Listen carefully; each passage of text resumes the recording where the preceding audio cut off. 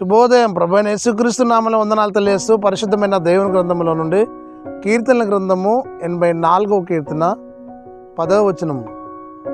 నీ మందిరమందు నివసించువారు ధన్యులు, వారు నిత్యము నిన్ను స్తుతించుదురు.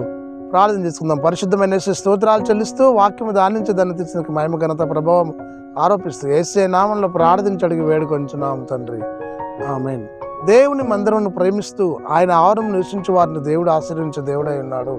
ప్రభువును ప్రేమించే వారిని ఆయన ఆస్తికర్తగా చేస్తానని సెలవిచ్చాడు. కాబట్టి ప్రియ సహోదరి సహోదరుడా, నీ నా దైనందిన విశ్వాస జీవన ప్రయాణములో దేవుని యొక్క ఆశీర్వాదమును పొందుకోవాలి అని అనుకుంటే ప్రభువును ప్రేమిస్తూ దైవాజ్ఞకు లోబడుతూ సంఘములో సమాజంలో వడదలినట్లు పరిశుద్ధాత్మ దేవుడి తోడై ఉండి నడిపించి దీవించను గాక.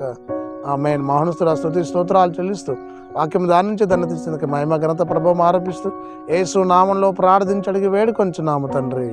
ఆమేన్. తండ్రి కుమార పరిశుద్ధాత్మ త్రియేక దేవుడు సదాకాలం తోడై ఉండి దీవించి ఆశీర్వదించను గాక. ఆమేన్.